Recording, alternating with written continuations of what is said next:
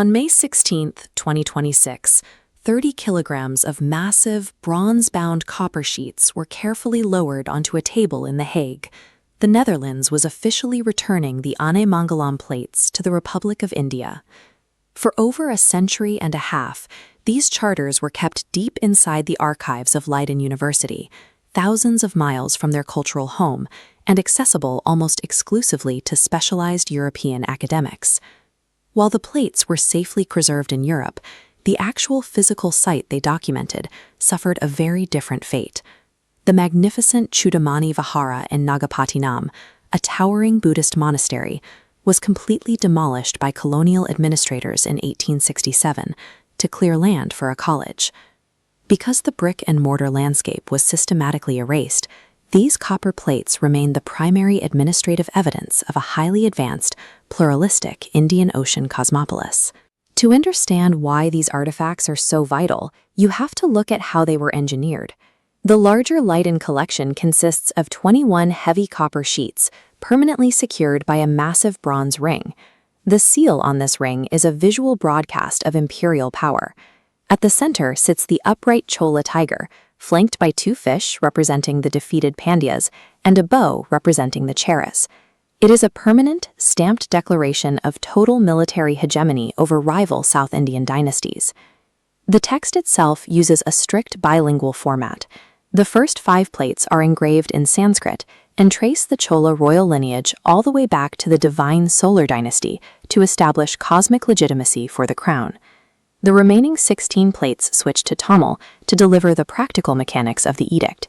They form a binding legal registry that outlines tax exemptions, irrigation rights, and specifically surveyed village boundaries physically determined by walking a female temple elephant around the perimeter. These charters were engineered as a heavy-duty legal technology. By inscribing their decrees into thick copper rather than transient palm leaf manuscripts, the Cholas ensured their statecraft would project imperial power in perpetuity. The specific financial transaction recorded here reveals a massive diplomatic exchange. Emperor Rajaraja Chola I endowed the entire tax revenue of Anaimangalam village to fund the construction of a grand Buddhist monastery. And this monastery was financed by the Srivijaya Empire. This map illustrates the geopolitical reality of the 11th century. Srivijaya was a powerful maritime thalassocracy that held a virtual monopoly over the severe choke points of the Malacca and Sunda Straits, controlling the highly lucrative trade route between India and Song dynasty China. Yet in 1025 CE, less than 2 decades after executing the permanent copper edict for the monastery, Emperor Rajendra Chola I launched a massive preemptive naval strike across the Bay of Bengal against the Srivijayan Empire. The Chola Navy sacked major ports across Sumatra and the Malay Peninsula to break the Srivijayan naval trade monopoly, which had been obstructing Tamil merchant guilds from conducting direct commerce with East Asia. Curious, but the smaller supplementary set of the Leiden plates records a fascinating detail. Despite this violent maritime war, the Chola administration never revoked the endowments made to the Srivijayan-built monastery. Later emperors actually expanded its fiscal support. The medieval Chola state possessed the administrative sophistication to completely separate pragmatic commercial warfare from imperial religious patronage and cultural diplomacy. Centuries later, as the Coromandel coast became a theater of intense colonial competition, native custodians carefully buried these copper plates underground as a deliberate protective measure to keep them safe. During military fortification works around 1700, the Dutch East India Company unearthed the artifacts. Because they controlled the territory, colonial authorities claimed the plates under the legal doctrine of res nullius, treating them as abandoned, ownerless property.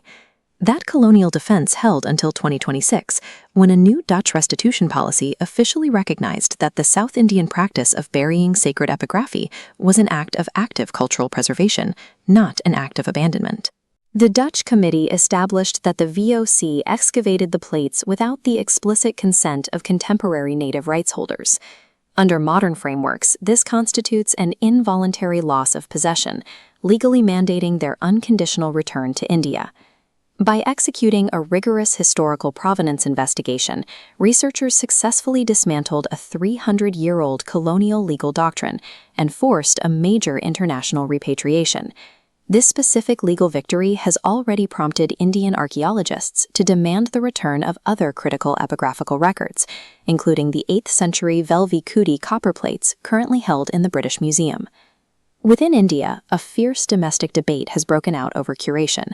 While initial plans scheduled the plates to be locked in central New Delhi vaults, leaders in Tamil Nadu are demanding the artifacts be returned south to display them in their ancient regional landscape.